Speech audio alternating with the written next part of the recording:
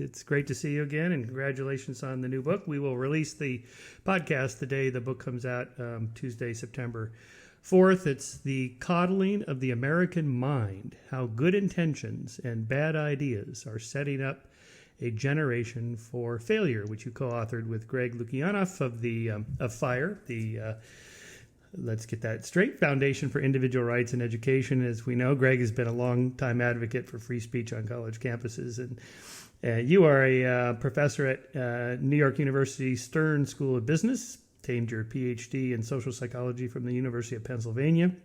You're most famous, of course, for your two previous books, The Happiness Hypothesis and The Righteous Mind.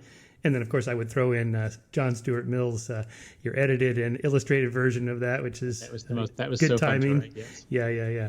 So the book is great. Here's the cover. It's let me tell you. So I really like this book for a couple of reasons. One, it's well written. It's clear. There you go. Perfect. Thanks. It's well organized.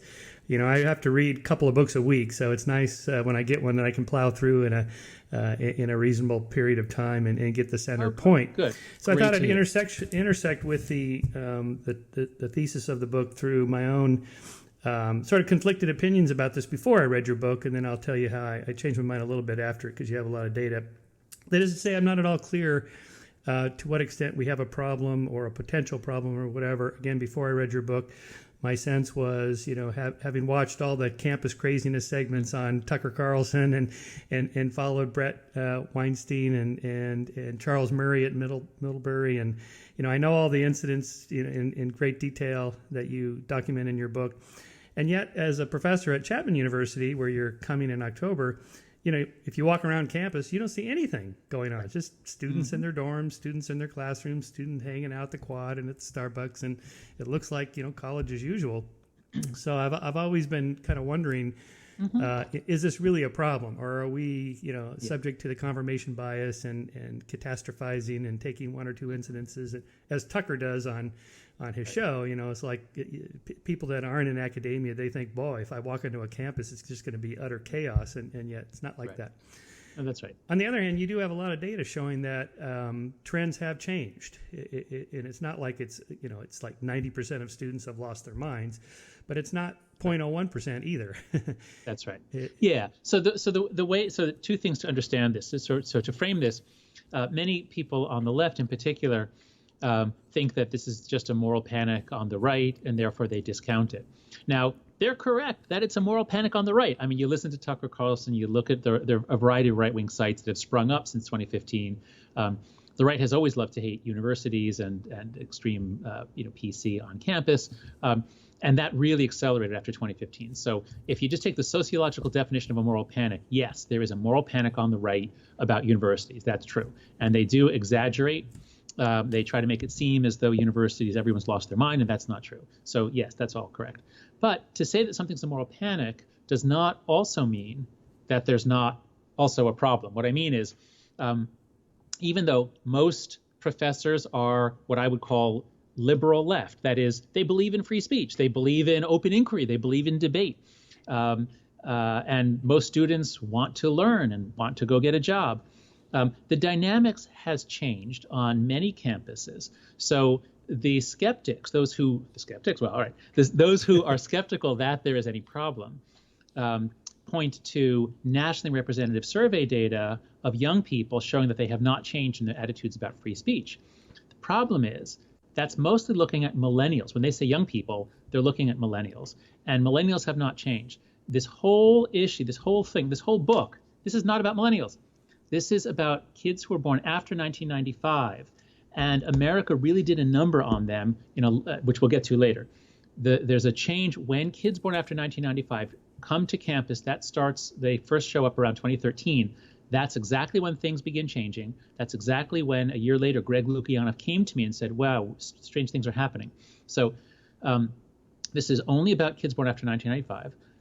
Nothing measurable is happening. If you just aggregate over America's 4,500 institutions of higher education, you'll see nothing, because the great majority are non-selective institutions in the Midwest or the South, or where nothing is happening.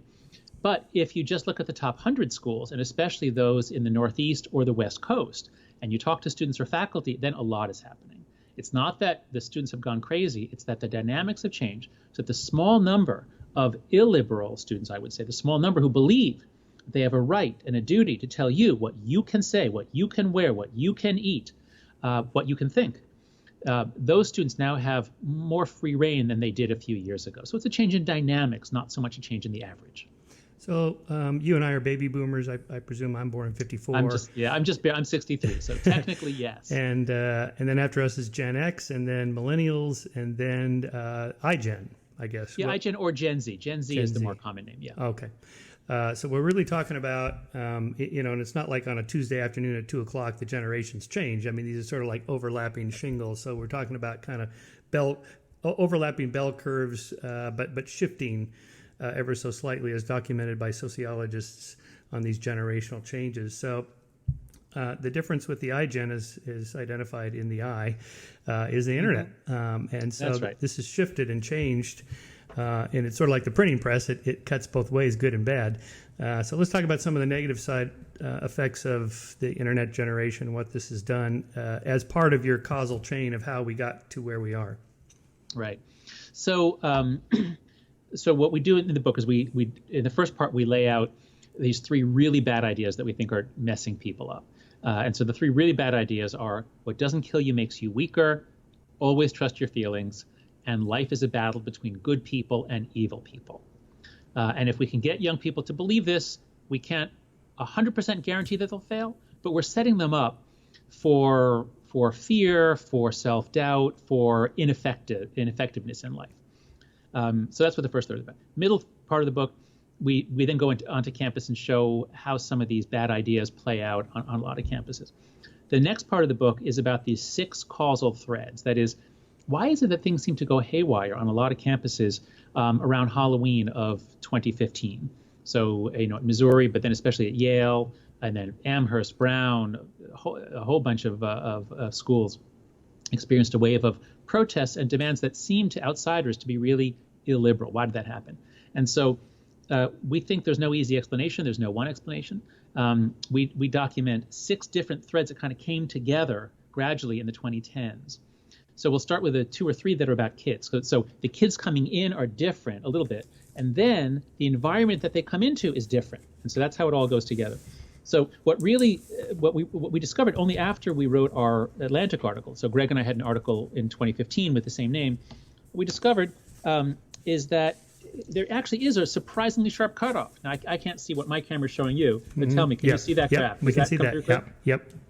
So what this shows, this is from nationally representative data. This particular study is this is from the National Survey of Drug Use and Health, so it's a federal survey. And what you see is that adolescent depression rates, but you see the same for anxiety. Up a little bit. Okay. Yep. What you see is that the rate for boys has gone up, but especially girls. And this is happening also in the UK and Canada. We're seeing the same thing, that sometimes boys are up, sometimes not. But the girls, this is teenage girls, their rates of anxiety, depression, and suicide are going up. And we don't know why. Jean Twenge argues that it's mostly due to the effects of social media on teenagers especially. If you get social media when you're 18 or so, as the millennials did, it's not that damaging. But if you get it when you're 13, kids use it for a lot more bullying and exclusion. And so this seems to have had a much more negative effect on teenage girls. The first kids to get social media when they were 13, well, let's see, if you're born in 1995, you're turning 13 in 2008. Now, Facebook opens up to the world in 2006, but hardly any 13-year-olds are on it. The iPhone comes out in 2007, but no 13-year-olds have one. By 2009, by 2010, they do. Mm-hmm. Most of them are on social media. So if social media is having an effect, a disproportionate effect on early teenagers when they're most sensitive, the timing is perfect to explain how the sudden emergence of social media led to kids in a certain cohort, a fairly delimited cohort, beginning with birth year 1995, come out different socially. That's one of the threads. Yep, and that's an important one. So in 2015, that would be the 3rd year of iGens going to college. So now they're getting to be a little bit older and bolder in their campus activities. That's right. And so when Greg and I were writing our article in 2014 and into 2015, I was responsible for finding data on mental health, like, is there a crisis? Are things getting worse? And I couldn't do it. Everybody was saying that it was happening. Yeah. All the campus mental health counselors were saying we're overrun, but I couldn't find hard evidence that rates of depression and anxiety were up. Because in 2014, when I was writing this with Greg, all we had was data from 2012, 2013, and you couldn't see it then. But take a look at this. So now this is data from college students. So this is data from the HARI, the Higher Education Research Institute. Take a look at this. Yeah. So what you see is the rates of anxiety and depression for girls are always higher than boys. And if you look at back when it was millennials in school, those numbers are about 3% for boys and about 5% for girls say that they have a psychological disorder of some sort. So very low numbers, but that's when it's millennials. The IGEN begins to come in 2013, right. And so by 2016, which is the last year data here, by 2016, all of those students are IGEN. And so you see that once colleges lose their millennials and are all IGEN, rates of anxiety disorders, depression are through the roof, especially for the young women. Yeah. So we have a national crisis here. This is really serious stuff. And it is not just that they're saying they're depressed. It's not just, oh, I've been raised with this new open language, I'm comfortable. It's not just changes in talk. The suicide rate shows the same pattern. And there's studies on hospital admissions, just how many teenagers come into the hospital bleeding because they cut themselves with something sharp. Same thing. So this is not an illusion. This is something real. Right. So I'm trying to remember now. Girls have suicidal ideation more than boys, but boys carry it out fatally more often than girls, right? It's the hard data. I'm not sure about the data on ideation. I would guess that goes along with depression, in which girls are higher. But the key thing is girls commit more attempts, but their attempts are usually with less fatal means, and they're often interpreted as a call for help, a cry for help. So they're usually reversible. Whereas when boys decide they want to kill themselves, they tend to jump off a building or use a gun. Right. And so it's irreversible. Right. And you also cite a study showing, I remember this is an older study, that boys and girls are equally aggressive toward each other and their own groups, but that boys are more physically aggressive, girls are more socially or verbally aggressive, and in more subtle ways that's harder to measure. Yeah, that's right. So this is really fascinating work done by Nikki Crick, a social developmental psychologist. I saw her when I was a grad student at Penn in the early 90s. It's funny the way, like, anytime there's a gender difference, there'll be a debate because it's like, oh my God, are you saying that, one sex is better than the other? Right. And people always say, well, boys are more aggressive, they're more violent. And like, really, are you saying that girls aren't tough? Girls, like girls, yes, girls are aggressive too. Well, actually, yes, they are, but they use different means. And so the way to get prestige in a boys' hierarchy is by toughness, sports ability, ultimately backed up by fighting ability. So for boys, their aggression is more physical. And so when boys got iPhones and social media, beginning in the around 2008 to 2011, we go from few having it to most having it. How does it change them? They play a lot of video games. Boys love video games, especially video games about killing other people. And so my son is 12. All his friends play Fortnite. And they yell and scream, but it's teamwork and they go into battle together. So the iPhone didn't really change boys' relationships. It didn't change their aggression. But girls' aggression is relational. Girls are more sensitive to who's in, who's out, who knows whose secrets, who's friends with who. And so when they get aggressive, they don't punch, they damage other girls' relationships. And the iPhone and social media is God's gift to relational aggression, because you can damage other people's relationships subtly, indirectly, with deniability, 24 hours a day, even on the weekends. You can't escape bullying. So it's the bullying and it's the social comparison with the fear of missing out. Those seem to be much more harmful to young girls. Now, what was the other one? There was fear of missing out and a related one. Oh, fear of being left out or forced out. It's a subtle distinction. It's one thing, and I hear this from the boys too, fear of missing out, like, oh, there's all these things. Oh, I wish I could go to that. But fear of being left out is a more like, oh, they left me out, and so young people, they're very much into a social dynamic of documenting things, showing things. So someone just told me the other day about a friend of hers who said she really wanted to go to a party. There was some fraternity party, and she was sick, and so she gave her phone to a friend, and she said, "Can you just take a few pictures, and then I will post them." Like, So, this is a whole different world from what we had. And again, I'm not blaming the young people. This is not their fault.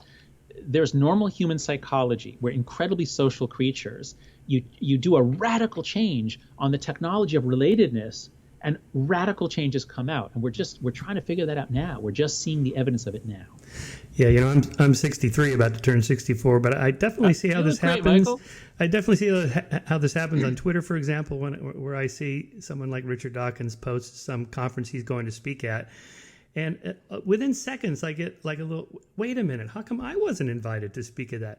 And then like one of them was this geek picnic in Russia he went to last year. And then I got invited. I'm like, oh, thank goodness I'm in the same club as Richard Dawkins. I got invited. Right. And it's like, God, I feel like a teenager here. Yeah. Well, no, but that's normal. So look, we all feel that. Everybody's got that. And the more insecure you are about your position, the more keenly you feel it. So, even I think Aristotle observed somebody, that young, that if you have no sense of shame when you're a young man, there's something wrong with you. Right. But if you're still frequently ashamed as an old man, there's something wrong with you. Right. So, that's normal psychology. Yeah. But then you make it technology enhanced so that they get to feel left out dozens of times a day. Right. That's what we think may be so damaging. So let's go through the three big untruths in a little more detail. What doesn't kill you makes you weaker. Of course, how far down the road do we want to go with Nietzsche and a Jordan Peterson kind of, you got to be tough and stand up and make your bed and keep your shoulders back and be like a lobster. He's getting a lot of pushback for that kind of stuff. Like it's so old fashioned, and yet maybe there are some truths to being strong and being tough because the world's a dangerous place. Well, no, it's more basic than that. So here's my first book, The Happiness Hypothesis, Finding Modern Truth in Ancient Wisdom. Here's the ugly hardcover, which I hated. So if people read, so what this book is when I was teaching intro psych at the University of Virginia, I noticed that there's all these ancient, so I would be trying to teach psychology and I'd find myself reaching for a quote from Buddha or Marcus Aurelius or Jefferson or somebody. So I put them all together. There are 10 ancient ideas that seem to be really validated by psychology. And one of them is, here we are, Chapter 7, The Uses of Adversity, page 135. And so this is not this is old-fashioned because it is universally true. Let me read you a quote. If you don't like Nietzsche, then how about Mencius or Mengzi? When heaven is about to confer a great responsibility on any man, it will exercise his mind with suffering, subject his sinews and bones to hard work, expose his body to hunger, put him to poverty, place obstacles in the path of his deeds, so as to stimulate his mind, harden his nature, and improve wherever he is incompetent. What this is the universal human truth of anti-fragility. Nassim Taleb wrote this wonderful book called Anti-Fragile, in which he makes the point that there are certain things in this world that have this weird property, which is they won't get strong, they won't get good unless you bang them around. They require challenge and threat and problems in order to wire himself up. And so he was writing originally about the banking system. He's one of the few people who could see that the economic system before 2007 was so anti-fragile, was so ready to collapse if anything went wrong. And so he's one of the few people who said this whole thing's going to go down, and he was right. And so while writing about banking systems and financial systems, and so that's why we now do stress tests on the banks. You have to see what would happen. He wrote this book in which he says other things are like the immune system. If you protect your kids, don't let any dirt or germs get to them, you're crippling their immune system. And same thing with their social system. If you protect kids socially so that they're never excluded, they're never teased, nobody makes fun of them, if you protect them, they're going to be weak. And then they're going to be devastated when they go off to college and somebody sort of maybe excludes them. So sure, you can complain about Nietzsche if you want. Some people can. I loved Nietzsche as an undergrad, as a philosophy major. I think you were too, or you were something. But you can't argue with anti-fragility. You can't raise your kids as though they're fragile. Somebody you quoted in the book referred to life as like a gym. You can't take all the weights out and just put the mirrors in. That's right. Yes, that's right. That's great. That's right. That's Van Jones. This wonderful, wonderful quote from Van Jones. So this is a really key point. So some people, the main criticism that Greg and I get is that we are straight white males, so we don't know from oppression. We don't know what it's like to be marginalized. And while that's generally a fair claim, it's true that our experience is different. But what we're talking about here is universal psychology that is good for everyone. And so is it only straight white men who are anti-fragile, or is everybody anti-fragile? And if we say, oh, we have a special duty to protect our black students, and I would argue that that's true, we do have to look out a lot harder for anti-black racism than we do for, I'm Jewish. I mean, but even anti-Semitism, like, that's important. But like, we have in America and in our universities, we have to really work especially hard for anti-black racism, LGBT. And so the question is, do we do that by extra protection for these groups or not? And here's Van Jones. So Van Jones, he goes on, so he visits the University of Chicago. David Axelrod, who was Obama's former political advisor, is a professor there now. He has a show. He brings Van Jones out, and they have this great discussion in which they had just had Axelrod had invited Corey Lewandowski, I think it was, someone from the Trump administration, and some Chicago students were protesting and saying he should be disinvited.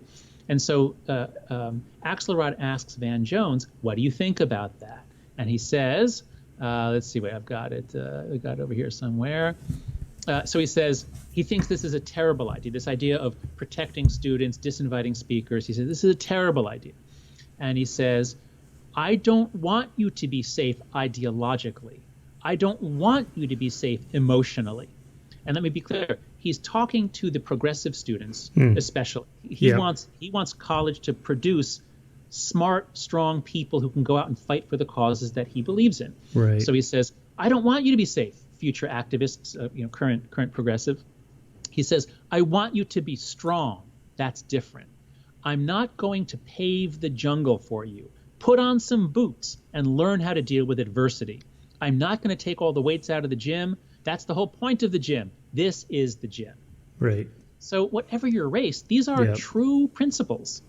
But let's consider some of how far you want to go on that. So we leave the government out of it. No First Amendment issues here.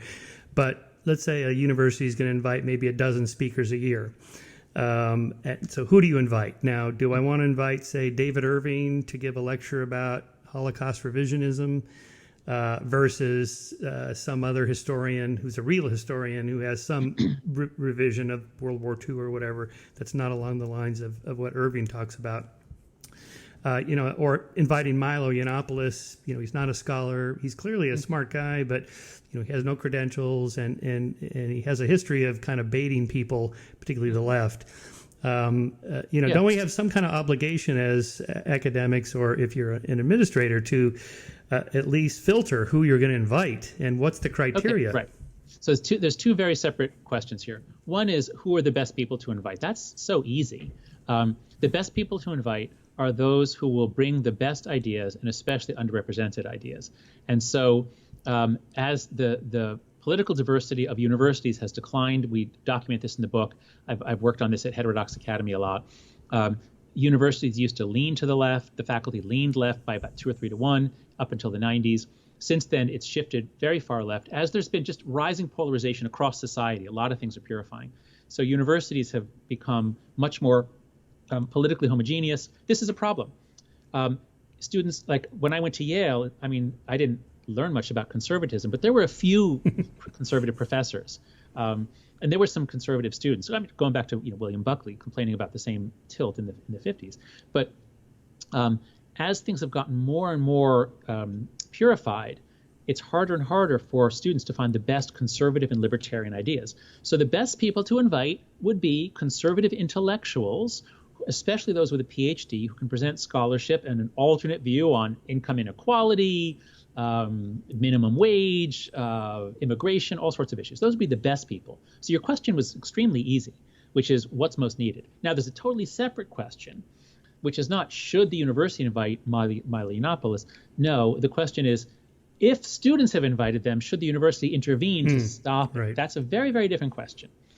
And there, what I'd like to be able to say is that as long as there's no threat, as long as there's no threat of violence, that the students should be allowed to invite who they want. And the reason I say that is when I was at Yale in the 80s, David Duke was a thing back then. He was like, this, I remember that. Yeah. KKK, and if he had been invited to speak at Yale, I would have loved to see him. I mean, like I've read parts of Mein Kampf. It's fascinating. I would love to know about this. And when I was in college, there were a lot of like performance artists, musicians who were like really far left radical. And I think far left radicals should be invited to. That's okay. That's good to have them invited to universities. But if we're going to have far left radicals who have no scholarly credentials, they're there to be provocative. Right. I think that's good. But then I think we have to be viewpoint neutral. So then we should allow far right people who are provocative. Yeah. Now, if someone has the goal of attacking universities, making them humiliate themselves, that's different. That's another story. Right. But if it's just their provocative ideas, I think we should be viewpoint neutral. Someone like Ben Shapiro gets invited a lot. He's a Harvard grad, law school. He's a sharp guy, and he presents a pretty cogent case for conservative values.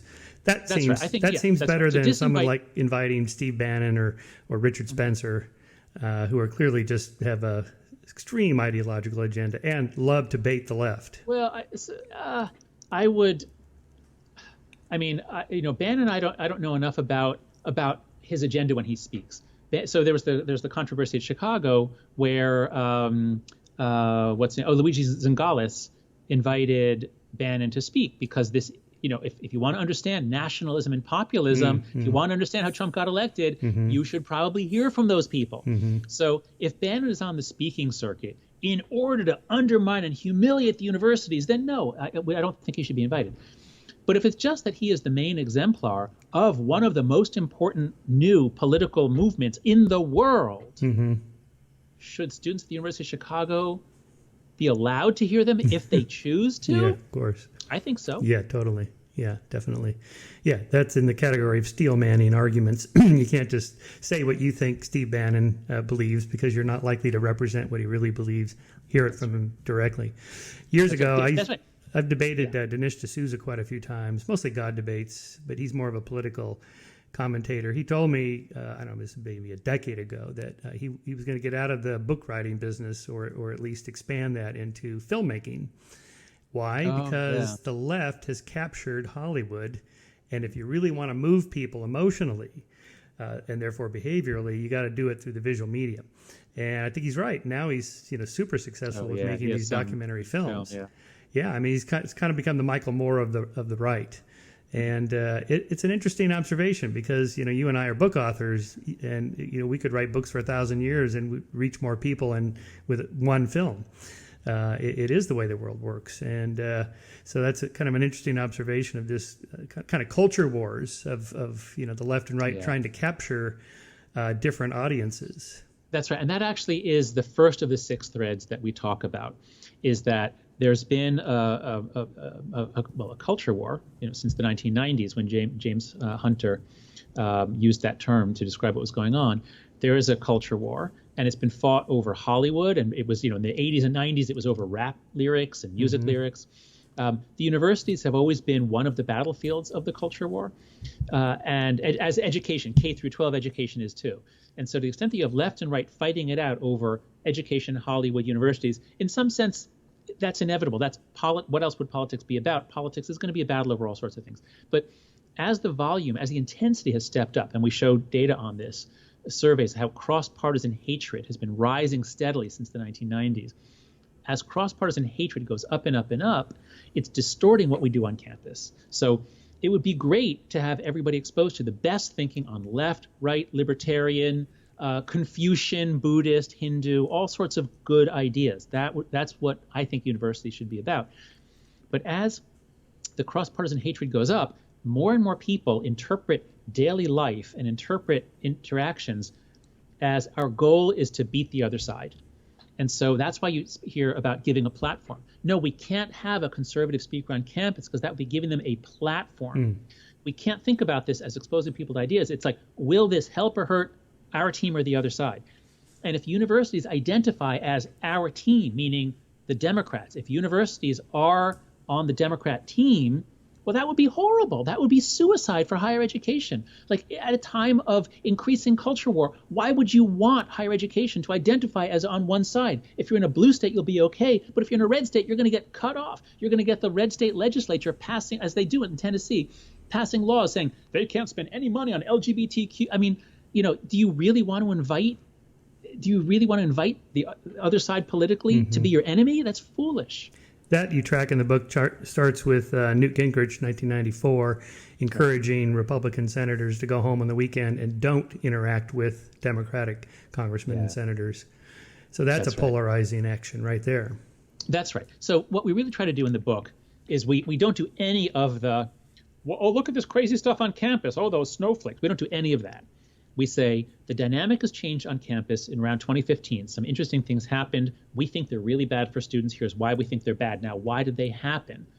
Universities are nested within the larger national context. So that's what we were just talking about. You have to understand the larger national context. Universities are changing and becoming more corporate. The leadership thinks more about liability and bad publicity than they do about academic standards. And again, I'm not saying they're bad people. I'm saying the reality of running a mega university in 2018 as opposed to 1970 is that it gets run more as a corporation. They're afraid of bad publicity, so they give in to demands from students, even demands that are going to be very harmful to their education.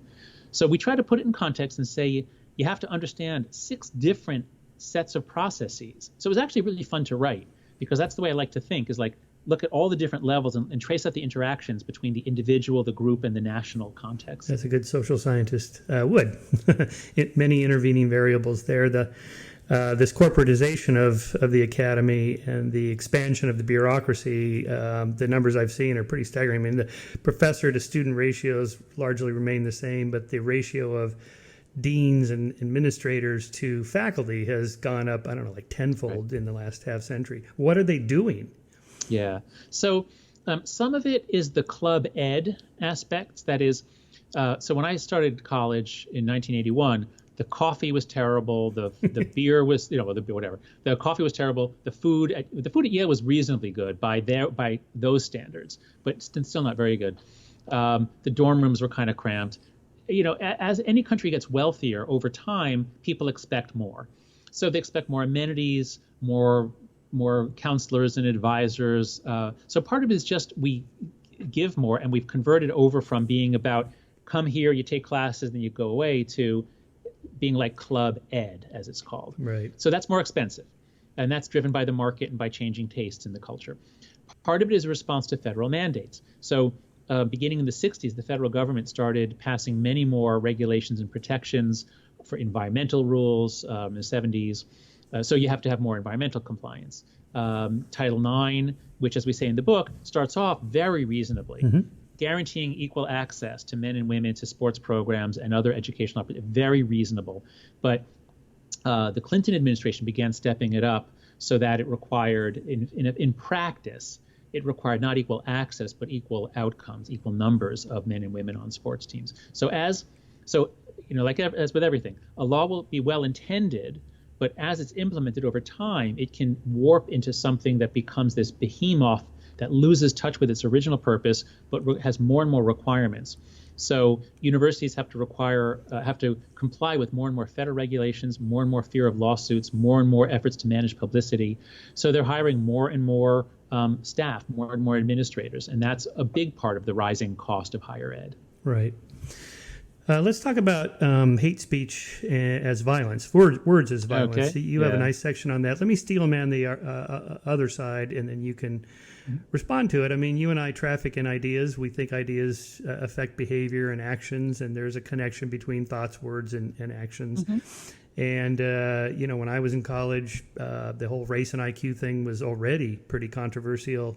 People like Arthur Jensen were talking about the racial differences in IQ. And I could tell pretty early on this was not an area in psychology I ever wanted to go into. I couldn't imagine why you'd want to study this, let alone tell people about it. It just seemed, made me feel uncomfortable. The facts are one thing, but why are we studying this? What are we going to do with it? Why does it matter? And I know Charles Murray, and I've read all this stuff and so on. Okay, I don't think he's a racist, but why would you go into that? And then why would you go and speak about it and write about it? I can see how maybe black students would find this not just offensive, but like you're setting up a culture in which people are going to expect less of me because of my skin color, and then maybe I'm going to respond appropriately, and you get a negative feedback loop where the expectations of professors and your fellow students are that you are less intelligent and therefore this affects your actions. Now, that's not violence, but it certainly could affect your outcome in life. And so one of the liberal traditions has been to, change the way people think about other people. They are equal in dignity and equal in opportunity and so forth. And so therefore, I can kind of see the argument like the words you use do matter. I would never use the N-word. I wouldn't do it. Even if I'm reading a quote, I'm uncomfortable saying it. And, I don't know. So how do you respond to that? Oh boy. Well, there's a lot in there, and there's a lot that I probably just wouldn't touch. Let's just pick out a few things. So should we have taboo words? And the N-word clearly has become a taboo word, so that so that now professors who say the N-word in an academic setting, talking about the N-word historically, now can get in trouble, or at least students will get very angry at them. There was an event at Smith College held an event in New York City a few years ago, and I can't remember who was the speaker, but at any rate, when the N-word is used in an academic setting, it is now taboo, and you can't do that. So you have to say the N-word. And this professor was actually not making fun. She's pointing out that if you say the N-word, you're actually activating the word in people's minds. Right. But I think we should focus on intent. I think if someone says the word in hostility, well, that is an act of extreme racism. That should be punished at very least by social censure and shaming. But on the power of the words themselves, I just want to put this thought out. Maybe this is dangerous because I haven't thought it through. But I recently read The Adventures of Tom Sawyer with my daughter, and we liked it so much that we then went on and read Huckleberry Finn. And the N-word appears a number of times in Tom Sawyer, and it appears a lot more in Huck Finn. And at first, my daughter was like, because she knew, like, oh, you don't say that word. She was 7 when we started this, or 8. No, she was 8. But I decided, no, we're going to say it. We're going to say the word because I don't want her to have an allergic reaction. I want her to have a negative reaction. That's different. And so while we were doing this, it went on for a couple of months to read the stories at night, we also talked about all the slur words. We used the words for what are the bad words for Jews and for Hispanics. We talked about all of these words. So she knows these are bad words, but they're not magical words. They're bad words. And my fear is that as of 2015, when there's been a real change in society, as you probably heard, a lot of school districts are now pulling any novel that has the N-word, including To Kill a Mockingbird. Right. So students in many school districts, they will not be exposed to Kill a Mockingbird or The Adventures of Huck Finn, because they're afraid people have an allergic reaction to the N-word. Therefore, they must be protected from it. Yeah. And what happens when we protect people from allergens? The allergy gets worse. Right. It gets worse. Huck Finn is an amazing book. Reading some of the scenes. In other words, diffusing the word and depowering it by using it. Well, I'm not saying that white people should go out and say it. What I'm saying is, so the subtitle of the book is How Good Intentions and Bad Ideas Are Setting Up a Generation for Failure. Yep. And so it can be well-intentioned to say, let's ban anything that has the N-word. That's well-intentioned. And I can understand if you're a black student, and I mean, it's horrible. What happens to, you see slavery. Now, obviously, it's not, it's from a white person's point of view. So if black people want to say, oh, that's not what slavery was really like, that's a valid criticism. But it is pretty horrible what you see. And Jim is humiliated. My daughter was crying at times. That was very powerful. And so to deny kids that experience because of the power of this word, you're denying them the learning and you're empowering the word. Yeah, you have a nice section in here on the syllogism of if A can cause harm to B and B can cause harm to C, then A can cause harm to C, and therefore the words can end up causing physical violence. In the syllogism, To see the difference, let's rerun the syllogism by swapping in breaking up with your girlfriend or giving students a lot of homework. Both of these can provoke stress in someone, including elevated levels of cortisol, and stress can cause harm, so both can cause harm. That doesn't mean they're violent acts. Yeah. So just for context, people have to understand that was in the context of this argument that words are violence, or Right. words can be violence. Right. And the syllogism from a noted psychologist was, words can cause stress, and stress can cause physical harm. Therefore, words can cause physical harm. Actually, the way she put it was words can cause violence, because words can cause stress, and stress can cause stress-related illnesses. And so she offered that as a defense of the argument that words are violence. And Greg Lukianoff and I responded and said, no. The fact that words can cause suffering, of course. The fact that words can cause stress, of course. But we can't say that anything that causes a stress reaction is violence, because we cause stress in people all the time. If you give someone a negative performance evaluation, you're causing stress. Do we want to ban that? You can't give anyone a negative performance evaluation because that will cause stress. Therefore, that's violence? That makes no sense. Right. So in this increase in depression and anxiety, to what extent do you think it's concept creep or expanding the category of what a psychologist would call something and then calling it a disorder or a disability so you can get insurance Right. coverage for it, versus something that's happening in the water since the IGNs? Yeah. So I think all of that is happening. There's a wonderful concept by Nicholas Haslam, who's a psychologist, a clinical psychologist at the University of Melbourne. He happens to have been my grad school roommate or office mate at Penn. But it's this wonderful paper on concept creep. He shows how concepts like bullying, harassment, addiction, trauma, a whole bunch of words in clinical psych and social psych, had a certain meaning in the 1970s and 80s when they're codified into the DSM, the Diagnostic and Statistical Manual. But over time, concepts creep outward to take in new categories that are related, and they creep downward to take in smaller and smaller exemplars.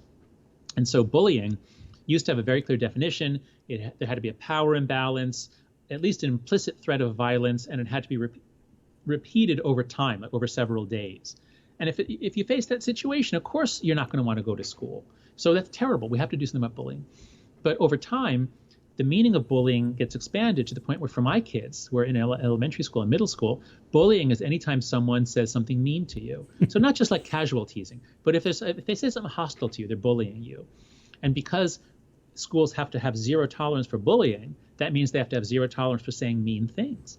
Right. So my daughter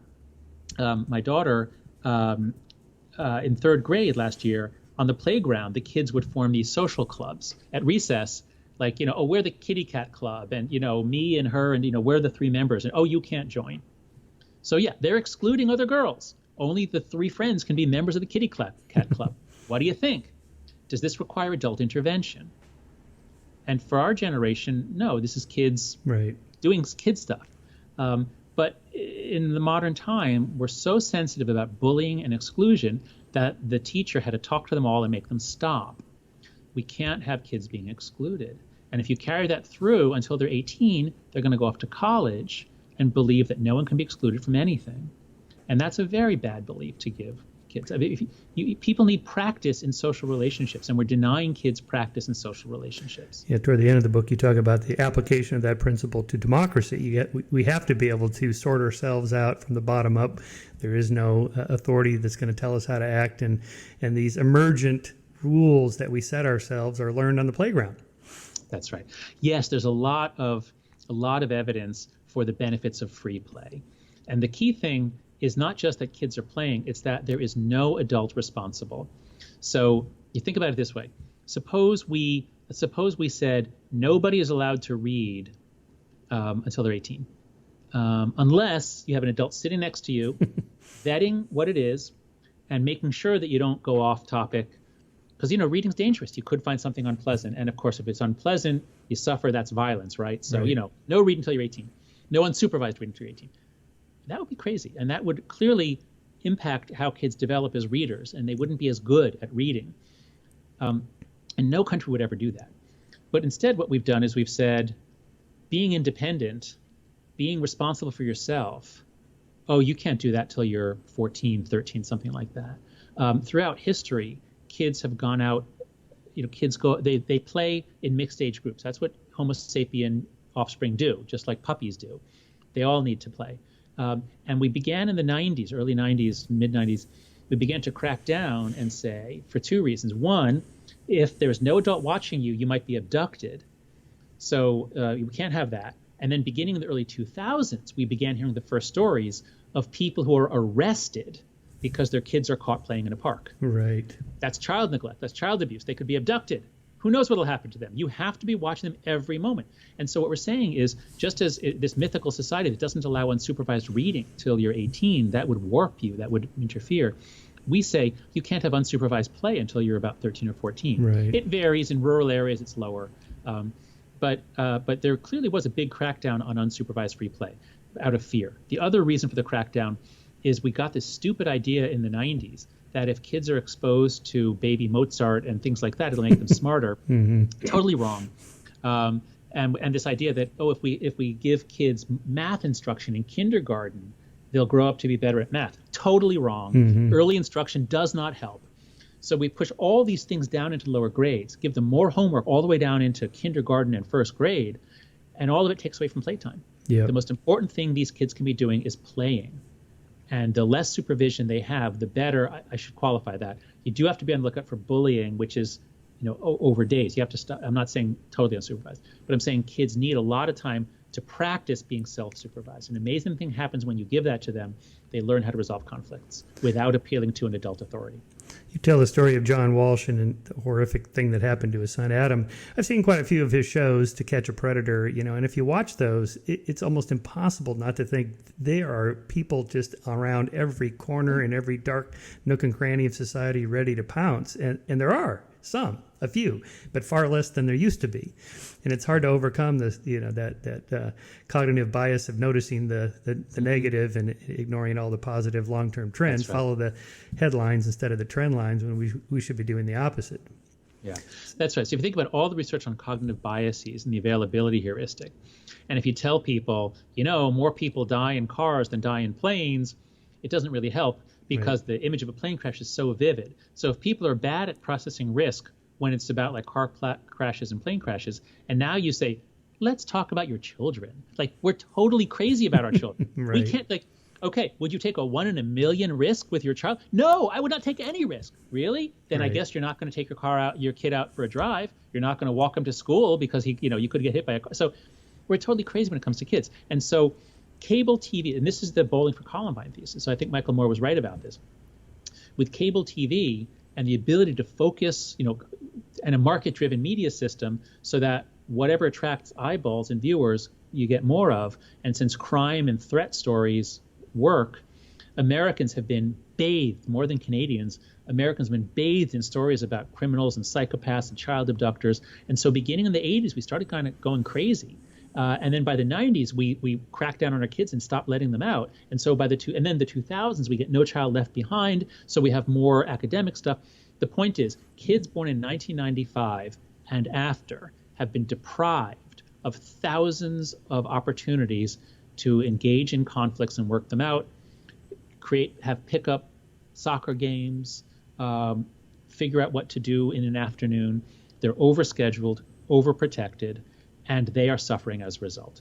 We can't prove that this is one of the causes of the rising depression and anxiety, but what we know about play suggests that it is. Yeah. Yeah, my response to the great Halloween brouhaha at Yale University with Nick Christakis was, look how much moral progress we've made, that the students today are protesting Halloween costumes versus the students in my day who were protesting the Vietnam War and genocide and atrocities and so on. That's right. It wasn't even costumes. Nobody, as far as I know, nobody even wore a bad costume. Right. It was a letter about the possibility that someone might wear a bad costume. Right. Yeah. Yeah. I know. It's incredible. I think probably the most potentially controversial chapter in your book is the one on justice, social justice. I'm one of those. I'm guilty of, sort of tweeting, the SJWs are at it again. And, my idea of justice seems to be different than that. So Walk us through this difference between, I don't know what you want to call old style justice that, say, Dr. Martin Luther King was promoting in the civil rights era versus this kind of new social justice. What is the difference, and what are they after, and why aren't they satisfied with how far we've come? Sure. So there are two key terms. There's identity politics and social justice. And these have become culture war terms. And you can tell very quickly when you read something on Twitter, on the internet, by the way they talk about these things, you can tell exactly where people are. And so we don't do, so what we do in the book, and this is what I've done in all of my work, is you say people are morally motivated. If they're saying or doing something, if there's a movement of people, there's almost certainly something that they're right about. There's something that they are seeing, there's some concern that they have, and there's almost certainly something legitimate about it. And so we look at identity politics and social justice, and we do not say, oh, these are, postmodern Marxists. We say, okay, what's right about it? And how is it being implemented in ways that violate other moral requirements? And so with identity politics, it's very easy, actually. Identity politics is normal and necessary. Politics is about all sorts of interests. Of course, African Americans have interests in common that they need to fight for. Of course, gay people do. Of course, Corvette owners do, to in a more trivial way. I mean, politics can be about anything.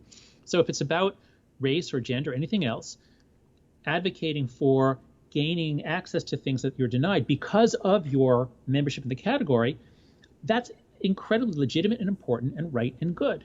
And so what we contrast is approaches to identity politics that have tried to draw a larger circle around a group and then say within our group, some people are being denied something, dignity or access. And so, Americans need to give full respect and dignity and access to African Americans. That's common humanity, or you focus on the common group and you work within. That's what King did. So King, Pauli Murray, a lot of the civil rights leaders. We have a wonderful quote in there from Pauli Murray, an Episcopal priest, got a degree at Yale Law School. She says, when my brothers draw a circle to exclude me, I will draw a larger circle to include them. I love that. And that's great social psychology. The more you say, we are all brothers and sisters, now let's talk, that works. But just to bring in the contrasting view is common enemy identity politics. And so a basic social psych dictum is the Bedouin proverb, me against my brother, me and my brothers against our cousins, and me, my brother, and cousins against the stranger or against the world. And so this is social psychology. We're tribal. And if we're trying to build a cohesive, open, just community within a university, and we go at it by saying, some people have power and privilege, they're the bad people. All the other people are the good people because they're the victims of the bad people. If the good people would unite, they can take down the bad people. Okay, is this going to work? Is this going to bring about peace and harmony in any institution? I mean, what's the end game there? I don't want to think about it. So what we're saying is when social justice and especially identity politics is done in the style of Martin Luther King or Gandhi or Mandela, it works, it's uplifting, and we support it. Most people support it. But when it's done in the style of let's unite against them, they're the bad people. I mean, this is, again, it's not just social psych 101. It's like, do we really want to be demonizing people and treating them badly because of their race and gender and sexual orientation? Like, this is not what we should be doing. Even people on your own side, like how Brett Weinstein was treated at Evergreen. I mean, he's a far left progressive. He's on your team. The people that were, after him.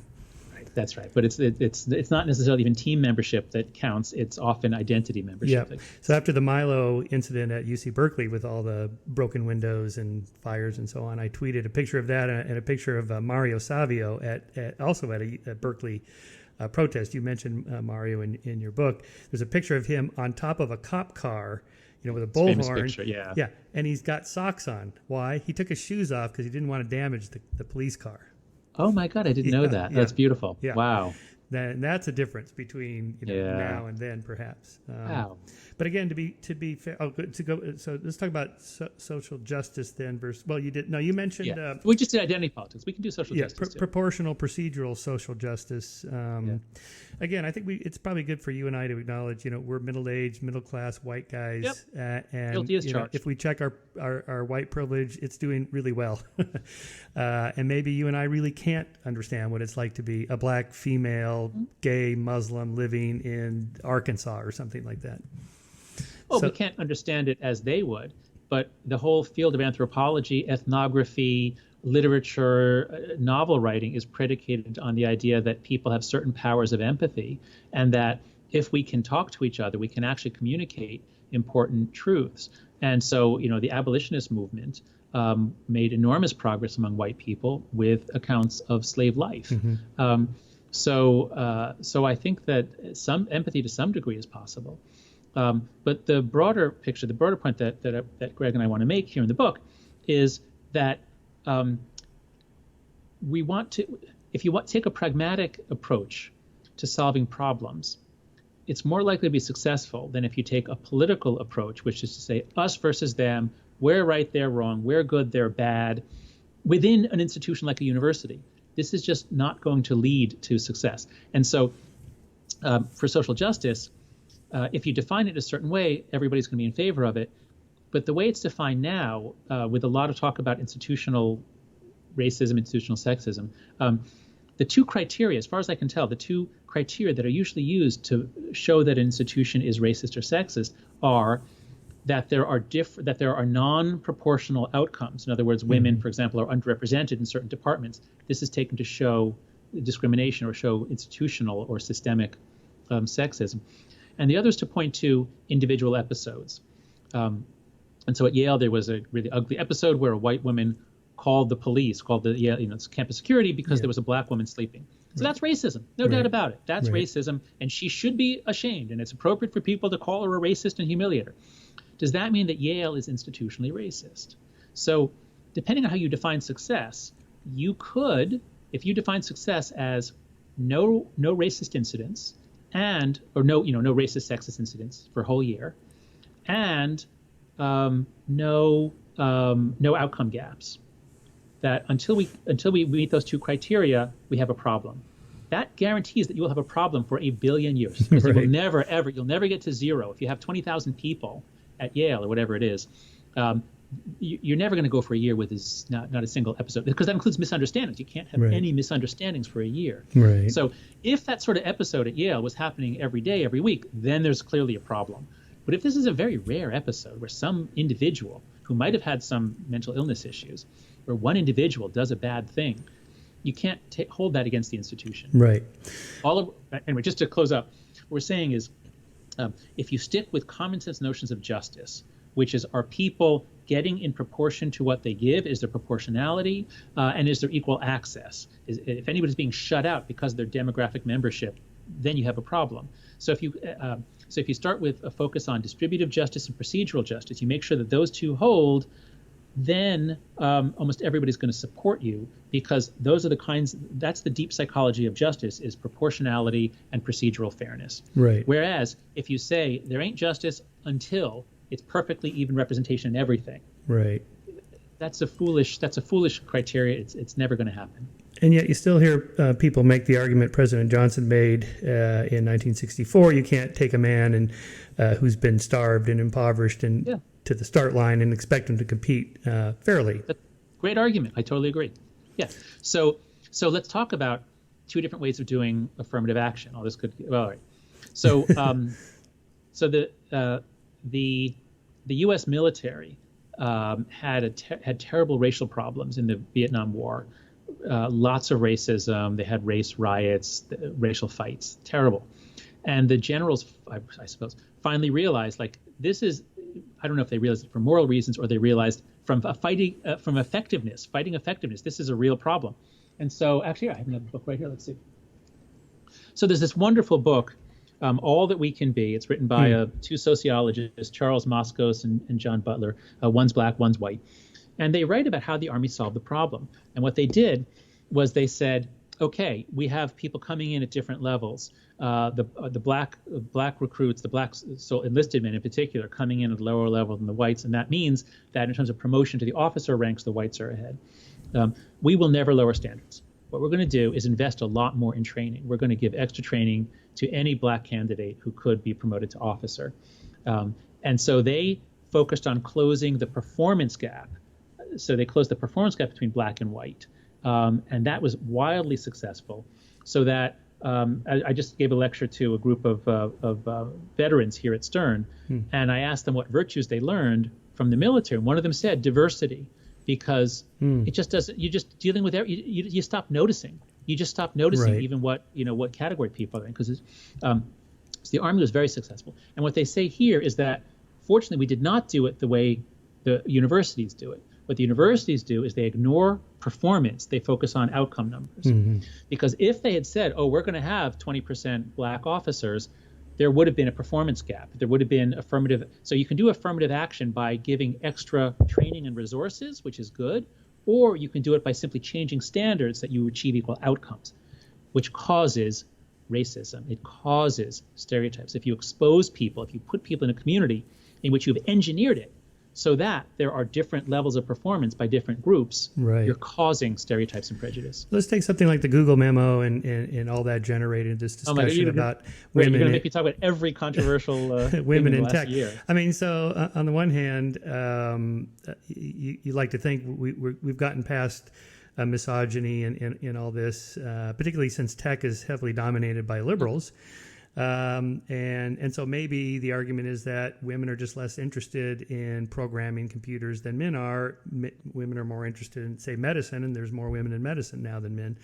So it's just an interest difference. On the other hand, one of the feminist arguments against that is that, but that interest thing started way back in 6th grade when the teachers started pushing the women more toward human-oriented activities and the boys toward more physical things activities, and that's where that preference came from. How do we know? How do we distinguish between those two? So again, I always start from the point of view that there is something good, right, and true about what people are saying. And when you listen to women in tech, and we've heard a lot from them in the last 2 years, there is a bro culture. There are widespread indignities perpetrated on women in many companies. Many companies are great, there's no problem, but many companies do have a problem. Uber sounds like it was a bad place. A lot of companies sound like they were bad places. So if women are being treated differently, if they are being treated as sexual objects, if they are being not taken seriously, and this is what I hear from women in a lot of fields, is in a group discussion, if an idea is said by a woman, people are less likely to notice it or pay attention if it's said by a man. Those are cases of different treatment. Those are cases that those meet the criteria of procedural justice. There is a procedural injustice against women. So to the extent that there is a culture problem, and I think tech, like many fields, does have a culture problem, then there's a problem that has to be worked on. From everything I read, the financial industry was terrible for women in the 80s. It was a real fraternity culture. And in part from lawsuits, repeated lawsuits, it's really cleaned up its act. It's not perfect, but when I talk to my students now here at Stern, the women who are in finance, they can point to some things, but man, you read the accounts of women in the 80s. I mean, it's 90% better than it was. So there are problems in the tech industry. But if you're going to point to different rates of women who are programmers in tech, when outside of technical things, it's parity. They have parity. Then you have to look at the pipeline. And if the tech companies are taking an even pipeline and distorting it, well, then clearly they're at fault. But since the pipeline is the same as their final numbers, and you go back down, you look at majors. So I think what Nword really got right in that memo was that he focused not on ability, but on interest.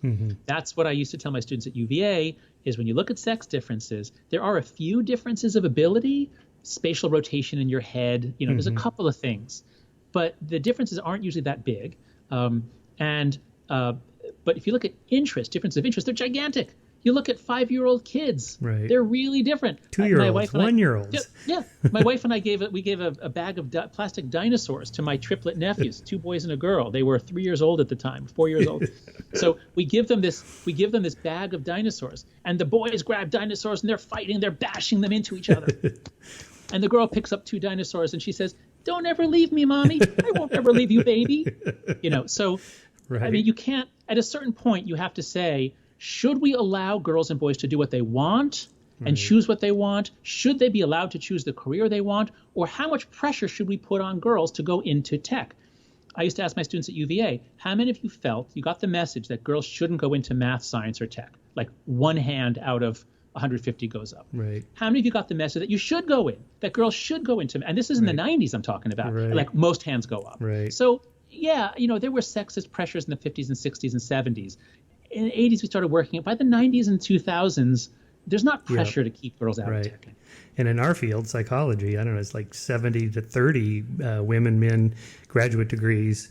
Yet no one thinks that the field is discriminating against men.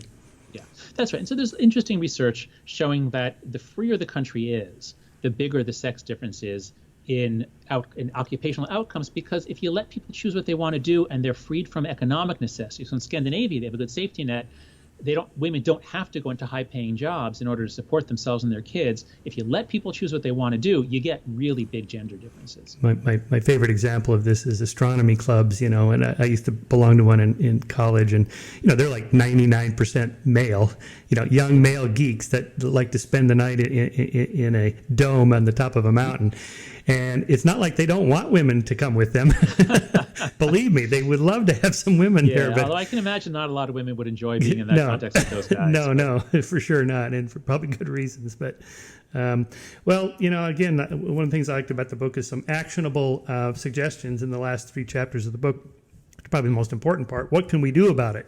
You're a university administrator, dean or provost. You're the CEO of a company, or you work in HR.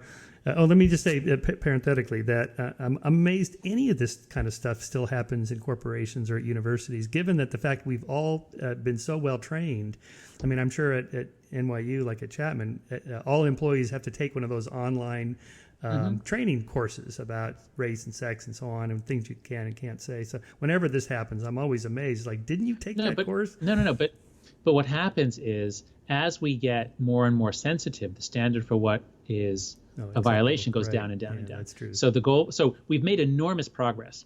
Again, when I talk to my students in the corporate world and I ask how often do these indignities happen, it's very rare. I mean, nobody is saying they happen every month. Right. Most of them say it happens less than once a year. Right. So the progress, and you compare that again to if you were black or gay or female in 1980 going to work on Wall Street, man, so the progress has been incredible, and that's wonderful, but we keep shifting the goalposts. In part, that's normal, but I think we shift them so far that now, I hear this from foreign students. Foreign students come to American universities, and what can they do? There's no way they can open their mouth on any issue about gender, race, anything else. There's no way they can say a thing, because they're gonna mess it up. Yeah. I always ask students how many of you self-censor just in daily interactions, and they all raise their hand. Everybody self-censors to a certain extent. Oh, I also want to ask parenthetically if you have an opinion about the Jordan Peterson phenomenon. Not Jordan himself, but just there's this huge following. And I went to his public event in Southern California here. It's 3,000 people, standing room only. And these were not young, angry white males. It wasn't. It was quite a diverse audience, and it wasn't really political. It was mostly just kind of self-help. The world's a harsh place. It can be a tough place, and you really got to toughen up. And, his kind of spiel like that. Yeah. That seems to appeal to people in the same way that Tony Robbins has a huge audience. Yeah, and I think so. I think, clearly Jordan has tapped into a need. I've known Jordan for a while. My first job interview was at Harvard. I didn't get the job, but I did get to meet Jordan when he was an assistant professor there. I thought he was fascinating. So, I think Jordan is a deep thinker. I like the fact that he was into Carl Jung and thought about archetypes and religion. So I think Jordan has an interesting mind, and clearly there is a hunger that he is tapping into. I think partly it is that there is a kind of a emerging. So as the dominant culture that one is immersed in, as the dominant culture moves further and further away from common sense, it becomes easier and easier for someone to come along and speak common sense. And so the idea that everything is against you, everything is oppression, you are weak, you are fragile, this isn't, most people know this isn't true, right? Especially in Canada and America. So most people know this isn't true. And if someone comes along and says, that's not true, take responsibility, toughen up, clean your room. Again, I haven't read his book. I don't know what he says in his talks. But I do think that in a time when there is ideological pressures to say certain things and not say others, and there are things that people know in their hearts are true and know from their experience are true, there is room open. And I think part of this, I don't want to equate Jordan with Trump at all, but I think Trump in a way also capitalized on this, just that when people feel as though they can't say certain things, and then someone has the guts to say them. Yep. And again, I despise Trump. I'm not endorsing him in any way, shape, or form. But I do. But there is an ongoing debate as to whether political correctness norms in American society energized many people to vote for Trump. And I don't know that that's true, but I suspect it probably Well, I was is. thinking about, Jordan, when I was reading your book, particularly the reduction of free play and activities and sports like that. That's where I learned how to be tough against, because I played sports my whole life, and the other guys are going to be tough, and you got to toughen up. And maybe people just aren't learning that as much anymore. So when someone like Jordan says, you know what, it's a harsh world, the other people out there are very competitive, you got to be competitive. And people are like, wow, I do? Okay. Yeah, that's right. Or someone, I don't know if you follow Jocko Willink, the ex-Navy SEAL guy. He's got what he calls extreme ownership, that you take ownership of everything that happens to you. And so when something bad happens to you, he has this famous little 4-minute video. It's worth watching. It's well done. Oh, okay, I'll check where the answer to everything that happens to you that's bad is good. You didn't get the job? Good. I'll get a better job. There you go. Anti-fragility. There you go. Your girlfriend dumped you? Good. I can find somebody better. And so on. And he just sort of grinds through these what's things. What's this guy's name? What's his name? Jocko Willink. Willink. Okay, I'll watch the video. So just type in good.